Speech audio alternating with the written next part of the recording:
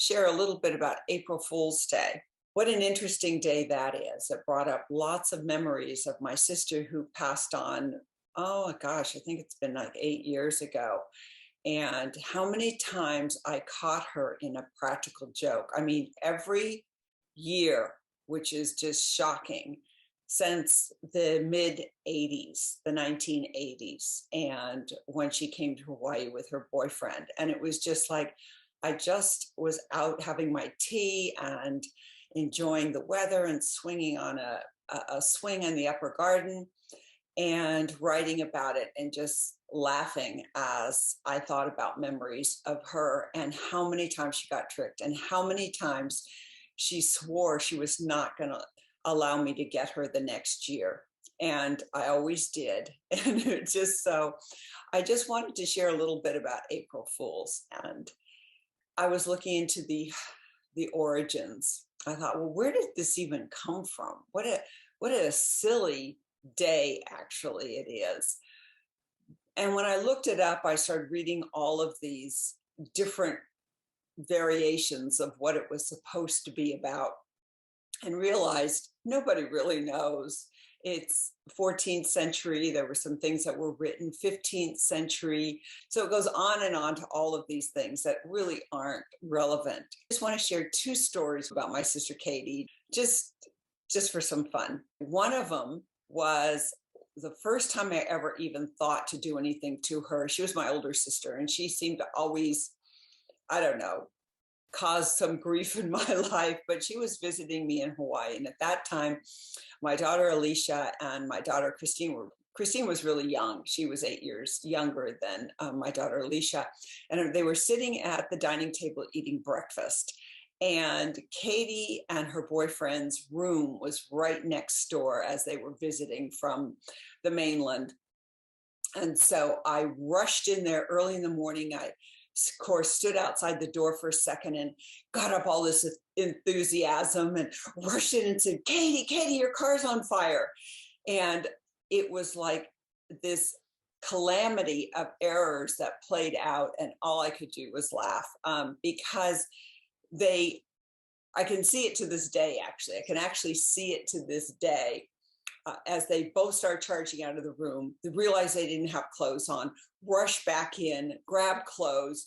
Her old boyfriend, Steve, was trying to jump in his pants as he was running. He was falling. They were knocking into each other. And it was like, I'm watching my two daughters sitting at the table eating and just with their little eyes going back and forth and back and forth as these two try to run from the room, past the dining room, out the front door to their rental car. And that was also a thing that was puzzling. It's like, it's a rental car. So what? You have insurance on it. But anyway, they went charging out the door. And all of a sudden, there's this pause, and she just comes back in and she just started beating on me. She was so mad. Anyway, we all had a good laugh, but just the memory of that, where I could see my kids' eyes, they were the ones that were the most entertaining, besides watching these two adults running back and forth, colliding into each other as they were trying to grab parts of their clothes and put them on and put it over their head. So it was just kind of fun. And I'll tell you just one more. I can't believe I got her year after year, and probably, 2 years before she passed on, I stopped doing it because she wasn't well and it just didn't seem appropriate. But so many of them had to do with cars, and that she fell for it. It was just kind of ironic. But one year I had a feeling she was going to be waiting for me, because she'd always say, you're not going to get me next year. You're not going to get me next year. And so I waited until, I don't remember what time it was. If it was, was it 10:30? Could have been even close to 11. And probably more like 11. I picked up the phone and I used a man's voice, a little bit gruff. And she lived in an apartment building, so she could think it was anybody, right? And she was up on the top floor. So I called using this man's voice and said, somebody's trying to steal your car. All of a sudden, the phone drops to the floor. I can hear that on the other side, drops to the floor. I hear her tearing down the steps.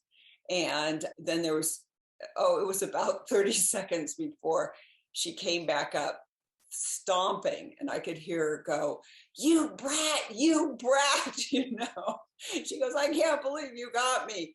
She said she actually had a half dozen friends over that night for dinner and to stay, just so she wouldn't forget.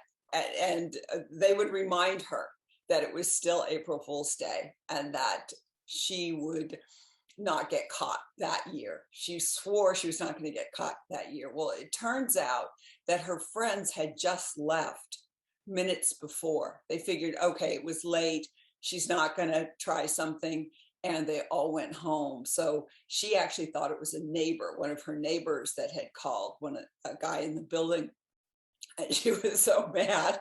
But anyway, it's a time for fun.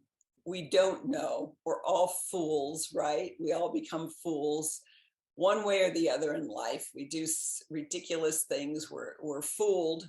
And hopefully it's not in a devious, mean way, because there's a lot of people that want to fool us, but it's just not for humor. It's for their own devious agenda. And I've just seen my book back there. So don't forget, my book is pretty fantastic. Everyone's telling me it's The Awakening Ones by Angelica Christie. Okay, have a really, really great day. All right. And don't get fooled.